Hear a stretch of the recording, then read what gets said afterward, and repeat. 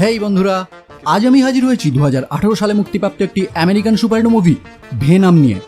আশা করি এলিয়েন নামটা আমরা প্রত্যেকেই শুনেছি, কিন্তু একবার কল্পনা করুন তো, কোনো এলিয়েন যদি আপনার শরীরের মধ্যে প্রবেশ করে আপনাকে দিয়ে তার চাহিদা অনুযায়ী কাজ করায়, তাহলে কি হতে পারে? হ্যাঁ, অনেকটা এইরকমই হতে চলেছে আজকের মুভির ঘটনা। অনেকেই আমাকে রিকোয়েস্ট করেছিলেন এই মুভিটি এক্সপ্লেন করার জন্য, আর যেহেতু ভেনাম মার্ভেল সিনেম্যাটিক ইউনিভার্সে এন্ট্রি নিতে চলেছে, তাই আমিও আমার লিস্ট থেকে এই মুভিটি বাদ দিলাম না। আমি যখন এই ভিডিওটি বানাচ্ছি তখন এই মুভিটির IMDb রেটিং 6.6 আউট অফ 10। তো আর বেশি কথা না বাড়িয়ে এখন সোজা চলে যাবো মেন স্টোরির দিকে। শুরু করার আগে হে, আমি Raja and welcome to the Bong wood. মুভির শুরুতেই আমরা একটি মহাকাশযান দেখতে পাই, যেটা মূলত লাইফ ফাউন্ডেশন নামক একটি কোম্পানি মহাকাশে পাঠিয়েছিল নতুন বাসস্থানযোগ্য কোনো গ্রহের সন্ধান করার জন্য। মানে পৃথিবীর মতোই দ্বিতীয় কোনো গ্রহের সন্ধানে, যেখানে মানব জাতি নতুন করে বসতি স্থাপন করতে পারে। কিন্তু মহাকাশে তাদের এই অনুসন্ধান করার টাইমে তারা একটি ধূমকেতু দেখতে পায়, যার মধ্যে থেকেই তারা 4টি সিম্বিয়ট উদ্ধার করে পৃথিবীর উদ্দেশ্যে পাড়ি দেয়।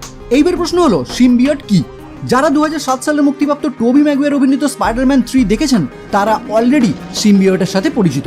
আর যারা এখনো জানেন না কি এই জিনিস, তাদেরকে একদম সংক্ষেপে বলি, এটি এক ধরনের এলিয়েন, যে তার হোস্ট ছাড়া কিছুই করতে পারে না। মানে সে যে কোনো কিছু করতে গেলে তার একটি অবলম্বন চাই, সেটা কোনো জন্তু জানোয়ারও হতে পারে, এমনকি মানুষও হতে পারে।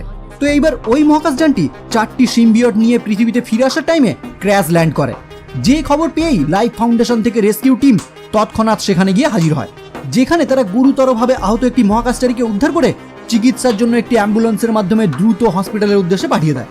এরপর তারা ওই ধ্বংসাবশেষ থেকে 3টি সিম্বিয়ট উদ্ধার করতে পারলেও একটি সিম্বিয়টকে তারা কিছুতেই খুঁজে পায় না। আসলে যে সিম্বিয়টটি এখানে মিসিং, সে অলরেডি ওই আহত মহাকাশচারীর শরীরে প্রবেশ করেছিল।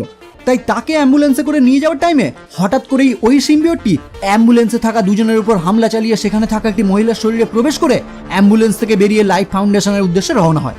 কারণ ওই সিম্বিয়ট বর্তমানে জেনে গেছে তাদেরকে এখানে এনেছে লাইফ ফাউন্ডেশন নামক ওই কোম্পানি। তাই এখান থেকে পুনরায় থেকে ফিরে যেতে গেলে ওই কোম্পানির সাহায্যেই যেতে হবে। যাই হোক, এখান থেকে সিন চেঞ্জ হয় আর আমরা পরিচিত হই এই মুভির মূল দুটি চরিত্র এডি ব্রক ও তার গার্লফ্রেন্ড অ্যানের সাথে, যারা বর্তমানে একই সাথে লিভ ইন করছে এবং বিয়ের জন্য প্রস্তুতি নিচ্ছে। এডি মূলত একজন প্রতিষ্ঠিত সাংবাদিক, আর অ্যান একজন আইনজীবী হিসাবে লাইফ ফাউন্ডেশনের CEO কার্লটন ডেকের প্রতিনিধিত্ব করেন। পরবর্তী সিনে দেখা যায়, এডি যখন তার অফিসে পৌঁছায়, তার বস তাকে জানায় তোমাকে একটি বিশেষ মানুষের ইন্টারভিউ নিতে হবে, আর সেটা আর কেউ না, লাইফ ফাউন্ডেশনের CEO কার্লটন ড্রেক। কিন্তু তার বস তাকে সাবধান করে দেয় এডি যেন তাকে মহাকাশ গবেষণার বাইরে কোনো কোশ্চেন না করে, কারণ এই শহরে কার্লটনের মতো প্রভাবশালী ব্যক্তি আর কেউ নেই। সে চাইলে তাদের এই নিউজ চ্যানেল পুরোপুরি বন্ধ করে দিতে পারে, তাই সে যেন ইন্টারভিউ নেওয়ার টাইমে খুবই সচেতন থাকে। এইবার এই একই কথা এডির গার্লফ্রেন্ডও তাকে শোনায়, কারণ তার গার্লফ্রেন্ড জানে সে খুবই হট টেম্পারি, যে কারণে সে তার আগের চাকরি হারিয়েছে। এইবার ওই দিন রাতেই এডি তার গার্লফ্রেন্ডের ল্যাপটপ থেকে জানতে পারে লাইফ ফাউন্ডেশন এমন কিছু এক্সপেরিমেন্ট করছে যার মাধ্যমে অনেক সাধারণ মানুষ প্রাণ হারাচ্ছে। ফলে পরের দিন এডি যখন কার্লটনের ইন্টারভিউ নেওয়ার জন্য সেখানে হাজির হয়, প্রথমে সে তার স্ক্রিপ্ট অনুযায়ী তাকে সবকিছু জিজ্ঞাসা করলেও কিছুক্ষণের মধ্যেই সে কার্লটনকে ওই সমস্ত মৃত্যু সম্পর্কে জিজ্ঞাসা করতে শুরু করে এবং সাধারণ মানুষদেরকে এই রকম ভুলভাল এক্সপেরিমেন্টের মাধ্যমে মেরে ফেলার জন্য তাকে দায়ী করে। ফলে কার্লটন তাদের ইন্টারভিউটি সেখানেই সমাপ্ত করে দেয়। যে কারণের জন্য এডি যখন তার অফিসে গিয়ে উপস্থিত হয়, তার বস তাকে জানায় তোমাকে চাকরি থেকে আজই বরখাস্ত করা হলো। এদিকে এই একই কারণের জন্য অ্যানও তার চাকরি হারায়, ফলে সে এডির ওপর রেগে গিয়ে তার সাথে সমস্ত সম্পর্ক ছিন্ন করে। অন্যদিকে যে মহিলাটিকে ওই সিম্বিয়টটি হোস্ট বানিয়েছিল, সে বর্তমানে একটি বাজারে ঘুরে বেড়ানোর টাইমে হঠাৎ করেই একটি দোকান থেকে ইল মাছ নিয়ে খেতে শুরু করে, যে কারণে ওই দোকানদার তার উপর চিৎকার শুরু করলে সঙ্গে সঙ্গেই সে তাকে হত্যা করে। যেটা দেখেই তার আশেপাশে থাকা মানুষজন তাকে আটকাতে গেলে সে তার চারপাশে সবাইকেই হত্যা করে। আর অবশেষে সিম্বিয়টটি ওই মহিলার শরীর ছেড়ে একটি বৃদ্ধা মহিলার শরীরে প্রবেশ করে। আসলে এই সিম্বিয়টগুলি পাওয়ারফুল কোনো হোস্ট ছাড়া তাদের শরীরে বেশিক্ষণ থাকতে পারে না, তাই এই কারণেই ওই মহিলার শরীর ছেড়ে সে বৃদ্ধা মহিলার শরীরে প্রবেশ করে। এইবার এখান থেকে সিন শিফট হয় 6 মাস পর, যেখানে আমরা দেখতে পাই লাইফ ফাউন্ডেশন কার্লটনের নির্দেশে তাদের কাছে থাকা ওই 3টি সিম্বিয়ট নিয়ে বিভিন্ন রকমের রিসার্চ করছে। আসলে কার্লটন চাইছিল ওই সিম্বিয়টগুলি যাতে মানুষের সাথে মিশে সিম্বিওসিস হাসিল করতে পারে। সোজা ভাষায় বলতে গেলে কার্লটন চাইছিল মানুষের সাথে সিম্বিয়টগুলি যাতে পুরোপুরিভাবে মিশে যেতে পারে। এই কারণেই তার কোম্পানি বিভিন্ন ধরনের গৃহহীন লোক, মানে যাদের ঘর বাড়ি নেই, রাস্তায় ঘুরে বেড়ায়, এই রকম লোকেদের রাস্তা থেকে ধরে এনে তাদের উপর সিম্বিয়টগুলি দিয়ে এক্সপেরিমেন্ট করত। এখানে আমরা একটি এক্সপেরিমেন্টের উদাহরণও পাই, আর এই সিন আমরা প্রত্যেকেই একবার হলেও কোথাও না কোথাও দেখেছি। যেখানে আমরা দেখতে পাই আইজ্যাক নামের একটি গৃহহীন ব্যক্তিকে একটি বিশেষ রুমে ঢুকিয়ে সেখানে একটি সিম্বিওট ছেড়ে দেওয়া হয়। ফলে সিম্বিওটটি তৎক্ষণাৎ ওই ব্যক্তির শরীরে প্রবেশ করে। প্রথম দিকে সে কিছুক্ষণের জন্য ভালো থাকলেও কিছু টাইম পরেই দেখা যায় এক প্রকার খিঁচুনির মাধ্যমে ওই ব্যক্তিটি মারা যায় আর সিম্বিওটটি তার শরীর ছেড়ে বাইরে বেরিয়ে আসে। এইবার এইসব ঘটনা লাইফ ফাউন্ডেশনের একজন বিজ্ঞানী ডোরা কিছুতেই মেনে নিতে পারছিল না। সে চাইছিল না এইভাবে সাধারণ মানুষরা ভুলভাল এক্সপেরিমেন্টের মাধ্যমে মারা যাক। এই কারণেই সে দেখা করে এডি ব্রকের সাথে আর তাকে এইসব কথা জানিয়ে কার্লটনের মুখোশ সবার সামনে খুলে দেওয়ার জন্য রিকোয়েস্ট করে। কিন্তু এডি তাকে জানায় সে এই বিষয়ে তাকে কোনো সাহায্যই করতে পারবে না, কারণ একবার কার্লটনের বিরুদ্ধে কথা বলতে গিয়ে সে তার জীবনের সবকিছু হারিয়েছে আর বর্তমানে সে তার চাকরি গার্লফ্রেন্ড হারিয়ে একজন বেকার হিসাবে সান ফ্রান্সিসকোতে একটি ছোট্ট অ্যাপার্টমেন্টে বসবাস করছে। যাই হোক, পরবর্তী সিনে দেখা যায় এডি হাজির হয় তার গার্লফ্রেন্ড অ্যানের অ্যাপার্টমেন্টের সামনে আর সেখানেই সে লক্ষ্য করে তার গার্লফ্রেন্ড বর্তমানে ড্যান লুইস নামে একটি ডক্টরের সাথে নতুন সম্পর্কে যুক্ত হয়েছে। এটা দেখার পরেই এডি মনে করে তার জীবনের তো সবকিছুই শেষ হয়েছে ওই কার্লটনের জন্য, তাহলে সেও তাকে বরবাদ করবে। এই মনোভাব নিয়েই সে ডোরার সাথে যোগাযোগ করে তার মিশনে যোগ দেওয়ার জন্য রাজি হয়ে যায়। এরপরেই দেখা যায় ডোরা সবাইকে লুকিয়ে এডিকে নিয়ে হাজির হয় লাইফ ফাউন্ডেশনের সদর দপ্তরে, যেখানে এডি সিম্বিওটদের দ্বারা এক্সপেরিমেন্টের শিকার যারা হয়েছেন সেই সমস্ত ভয়ঙ্কর প্রদর্শনের ছবি তোলে। এই সবের মাঝেই এডি সেখানে একটি মহিলাকে চিনতে পেরে তাকে সেখান থেকে মুক্ত করার চেষ্টা করে। আসলে এডি ওই গৃহহীন মহিলাকে অনেক আগে থেকেই চেনে, মানে তার সাথে এডির অনেকটা বন্ধুত্বপূর্ণ সম্পর্ক। কিন্তু ওই মহিলার উপর বর্তমানে লাইফ ফাউন্ডেশন সিম্বিওটের দ্বারা এক্সপেরিমেন্ট করছে আর তার মধ্যে একটি সিম্বিওট এখনো রয়েছে।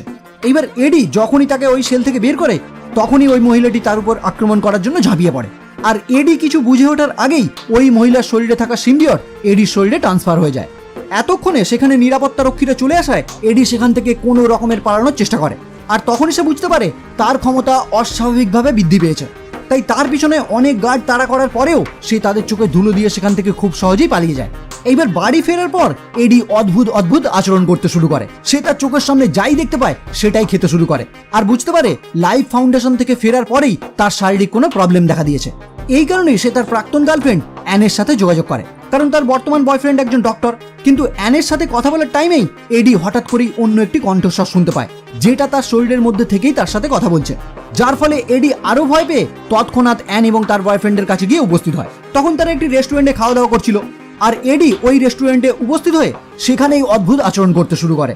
সে যার তার প্লেট থেকে খাবার নিয়ে খেতে শুরু করে আর অবশেষে সেখানেই থাকা একটি অ্যাকোরিয়ামে বসে জ্যান্ত চিংড়ি মাছ খেতে থাকে, যেটা দেখে অ্যান এবং ড্যান দুজনেই বুঝতে পারে এডির নিশ্চয়ই বড় কোনো শারীরিক প্রবলেম দেখা দিয়েছে। তাই ড্যান এডিকে নিয়ে তার চেম্বারে উপস্থিত হয়ে একটি AMRI পরীক্ষা করেন, কিন্তু ওই মেশিনের ফ্রিকোয়েন্সি এডির মধ্যে থাকা সিম্বিওট সহ্য করতে না পারায় সে জোরে জোরে চিৎকার করতে শুরু করে। ফলে ড্যান আর কোনো পরীক্ষা না করে তাকে সাবধানে বাড়ি ফিরে রেস্ট নিতে বলে। অন্যদিকে কার্লটন যখন জানতে পারে তার কোম্পানি থেকে একটি সিম্বিওট মিসিং, তখনই সে জানার চেষ্টা করে তার কোম্পানিতে গোপনে কে প্রবেশ করেছিল আর তাকে এখানে প্রবেশ করতে কে সাহায্য করেছিল। এবার সঠিক তদন্তের পর কার্লটন জেনে যায় তারই কোম্পানির একটি সায়েন্টিস্ট ডোরা এখানে প্রবেশ করতে একজনকে সাহায্য করেছে। যেটা জানার পরেই কার্লটন ডোরার থেকে কৌশলে জেনে নেয় যে সে এখানে কাকে প্রবেশ করতে সাহায্য করেছিল। ডোরাও কার্লটনের এই ফাঁদে পা দিয়ে তাকে এডি ব্রকের নাম জানিয়ে দেয়। এরপরেই দেখা যায় ডোরাকে হত্যা করার জন্য কার্লটন তাকেও একটি সেলে বন্দি করে সেখানে একটি সিম্বিওট ছেড়ে দেয়, যেটা ডোরার শরীরে প্রবেশ করার পর সিম্বিওসটি হাসিল করতে না পেরে ডোরা ও সিম্বিওট দুজনেই মারা যায়। অন্যদিকে দেখা যায় এডি তার অ্যাপার্টমেন্টে ফেরার পর পাশের রুম থেকে একজন খুব জোরে জোরে সাউন্ড বাজানোয় সে তার মাথায় যন্ত্রণা অনুভব করতে শুরু করে। আসলে আমরা যারা স্পাইডারম্যান 3 দেখেছি তারা তো আগে থেকেই জানি এই সব সিম্বিওটগুলি জোরে সাউন্ড একদমই সহ্য করতে পারে না। তাই এডি তৎক্ষণাৎ তার প্রতিবেশীর কাছে গিয়ে রিকোয়েস্ট করতে শুরু করে সাউন্ড আস্তে করার জন্য। প্রথমে তার প্রতিবেশী তাকে নিয়ে উপহাস করলেও যখনই এডির মধ্যে থাকা সিম্বিওট তার মুখটি একটি দানবীয় আকারে রূপান্তরিত করে সেটা দেখেই তার প্রতিবেশী অবিলম্বে তার কথায় রাজি হয়ে যায়। এরপরই দেখা যায় তার অ্যাপার্টমেন্টে কিছু গুন্ডা হাজির হয় তাকে ধরার জন্য। আসলে লাইফ ফাউন্ডেশনের মালিক কার্লটন যেহেতু জেনে গেছে যে সিম্বিওটটি বর্তমানে এডির কাছে, তাই সে ওই গুন্ডাদের পাঠিয়েছে তার থেকে সিম্বিওটটি হাসিল করার জন্য। কিন্তু সে এটা জানে না সিম্বিওটটি এডিকে হোস্ট বানিয়ে পুরোপুরিভাবে সিম্বিওসিস হাসিল করে ফেলেছে। যাই হোক, এখানে এডির রুমে ওই গুন্ডাগুলি আসার সঙ্গে সঙ্গেই এডি আত্মসমর্পণ করার জন্য তার হাত উপরের দিকে তুলে দেয়, কিন্তু তার মধ্যে থাকা সিম্বিওটের পুরোপুরি অন্য পরিকল্পনা রয়েছে। সে এডির অনিচ্ছাতেই তাদের সাথে লড়াই করতে শুরু করে, যেটা দেখে এডি নিজেও হতবাক হয়ে যায়। এইবার এই সমস্ত ঘটনা কার্লটন যখন তার অফিসে বসে ভিডিওর মাধ্যমে লক্ষ্য করে তখনই সে বুঝতে পারে এডি ওই সিম্বিওটের জন্য উপযুক্ত ম্যাচ। তাই সে তার লোকেদের অর্ডার দেয় অ্যাট এনি কস্ট এডিকে তাদের অফিসে ধরে নিয়ে আসার জন্য। কিন্তু এডি তাদের সাথে লড়াই করতে করতে তার অ্যাপার্টমেন্ট থেকে পালিয়ে যায়। এরপর দেখা যায় কার্লটনের গুন্ডা বাহিনী পুরো শহর জুড়ে তার পিছনে ধাওয়া করতে শুরু করে, কারণ এডি একটি বাইক নিয়ে প্রচন্ড গতিতে মারাত্মকভাবে ডাইভিং করতে করতে তাদের থেকে পালিয়ে যাওয়ার চেষ্টা করে। আসলে ওই বাইক এখন এডির কন্ট্রোলে ছিল না, সেটা পুরোপুরিভাবে ড্রাইভ করছিল তার মধ্যে থাকা ওই সিম্বিয়ট। যাই হোক, অবশেষে দেখা যায় একটি গাড়িতে ধাক্কা খেয়ে এডি ছিটকে মাটিতে পড়ে যায় আর তার হাত পা পুরোপুরিভাবে ভেঙে যায়। এরপর কার্লটনের একজন গুন্ডা ট্রিস যখন তাকে ধরার জন্য তার কাছে গিয়ে উপস্থিত হয়, তখনই আমরা দেখতে পাই এডির মধ্যে থাকা সিম্বিয়টটি তার পুরো শরীরে ছড়িয়ে তাকে ভিনমে রূপান্তরিত করে। কিন্তু ট্রিসকে মেরে ফেলার আগেই অন্য আরেকটি গুন্ডা তার উপর গুলি করলে সে ট্রিসকে ছেড়ে দিয়ে যে গুলি চালিয়েছিল তার মাথা পুরোপুরি চিবিয়ে নেয়। আর তারপর সেখান থেকে জলে ঝাঁপ দিয়ে উপস্থিত হয় একটি নির্জন জায়গায়, যেখানে এডি দেখতে পায় তার ভেঙে যাওয়া হাত পা এখন পুরোপুরি ঠিক, মানে সিম্বিয়টটি তার ক্ষত নিরাময় করে দিয়েছে। কিন্তু এখানেই তার শরীরের মধ্যে থাকা সিম্বিয়টটি তার সামনে হাজির হয়ে নিজেকে ভেনাম হিসাবে পরিচয় দিয়ে তার সাথে কথা বলতে শুরু করে। সে এডিকে জানায় তাকে যদি বেঁচে থাকতে হয় তবে তাকে ভেনাম হিসাবেই বাঁচতে হবে, মানে সিম্বিয়টের মর্জি অনুযায়ী তাকে চলতে হবে। তখনই এডি নিরুপায় হয়ে তার কথা মেনে নেয়, কিন্তু এডি জানতে চায় সে আসলে কি চাইছে। তখন ভেনম তাকে জানায় সে তার সাহায্যেই লাইফ ফাউন্ডেশনের রকেট পর্যন্ত পৌঁছতে চায়, যাতে সে পুনরায় তাদের জগতে ফিরে গিয়ে সেখান থেকে আরো সিম্বিয়ট পৃথিবীতে আনতে পারে। পরবর্তী সিনেই দেখা যায় ভেনাম হিসাবে এডি রওনা হয় তার পুরনো অফিসে, কারণ সে চাইছিল তার বসের সাথে দেখা করে তার কাছে থাকা ওই সমস্ত ছবিগুলি তাকে দিয়ে কার্লটনের আসল রূপ সবার সামনে তুলে ধরতে। কিন্তু অফিসে পৌঁছানোর পর ওই অফিসের গার্ড, যে তার একজন পুরনো বন্ধু, সে তাকে ওই অফিসের ভিতরে ঢুকতে বাধা দেয় আর বলে তোকে যদি আমি ভিতরে ঢুকতে দিই তাহলে আমার চাকরি চলে যাবে। ফলে এডি সেখান থেকে বেরিয়ে এসে ভেনামের সাহায্য নিয়ে সে তার অফিসের পুরো টপ ফ্লোরে পৌঁছে যায়। কিন্তু সেই মুহূর্তেই একটি এরোপ্লেন সেই জায়গা দিয়ে পাস করায় তার আওয়াজে ভেনম তার ক্ষমতা হারিয়ে ফেলে। ফলে এডি ওই উঁচু থেকে তৎক্ষণাৎ নিচে পড়ে যেতে শুরু করে, কিন্তু মাঝ রাস্তায় ভেনম তাকে নিচে পড়ে যাওয়া থেকে আটকে নেয়। এরপর সে তার বসের রুমে প্রবেশ করে প্রমাণস্বরূপ তার ফোন রেখে সেখান থেকে বেরিয়ে আসার সময় পুনরায় কার্লটনের বাহিনী তাকে ধরার জন্য চেষ্টা করে। ফলে আবারও ভেনম সেখানে তাদের বিরুদ্ধে লড়াই শুরু করে।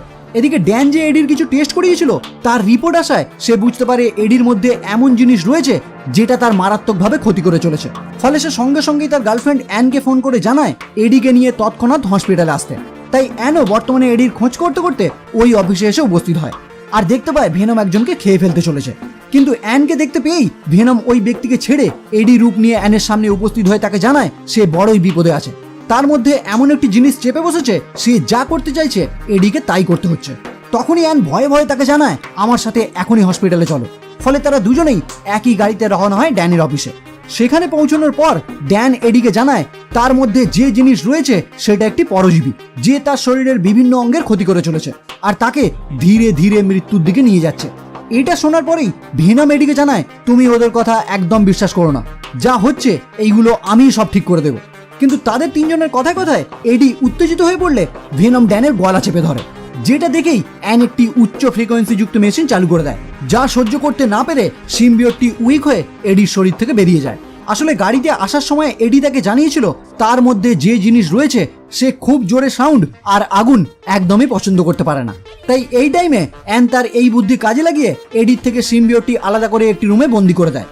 এইবার এডি তার থেকে মুক্তি পেয়েই খুশি খুশি সেখান থেকে বেরিয়ে পড়ে। কিন্তু এখানেই ট্রিস এবং তার লোকেরা হাজির হয়ে এডিকে বন্দি বানিয়ে কার্লটনের কাছে নিয়ে আসে।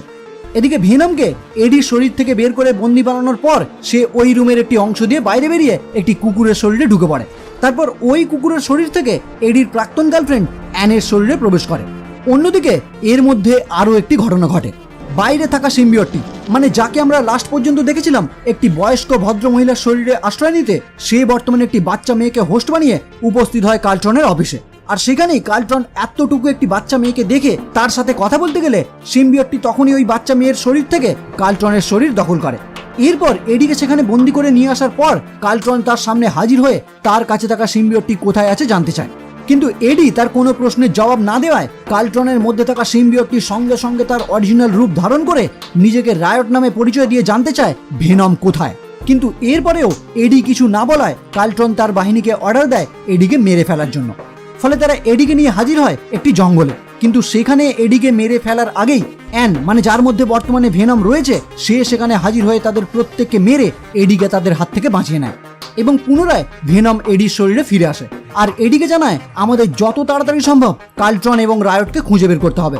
কারণ রায়ট কাল্ট্রনের সাহায্যে মহাকাশে গিয়ে আরো সিম্বিয়ট পৃথিবীতে নিয়ে আসবে, যারা পৃথিবীতে আসার পরেই পুরো মানব সভ্যতা ধ্বংস হয়ে যাবে।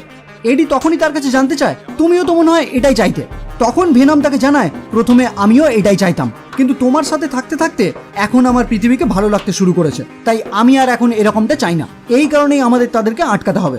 অন্যদিকে দেখা যায় কাল্ট্রন রায়টের থেকে পরামর্শ নিয়ে মহাকাশ থেকে আরো সিম্বিয়ট পৃথিবীতে আনার জন্য একটি রকেট লঞ্চ করতে চলেছে, যে রকেটে শুধুমাত্র কাল্ট্রনই ভ্রমণ করবে, যদিও তার সাথে থাকবে রায়ট। এইবার রকেটের উদ্দেশ্যে রায়ট যখন রওনা হয়, সেই স্থানেই ভেনম হাজির হয়ে শুরু হয় তাদের দুজনের মধ্যে লড়াই।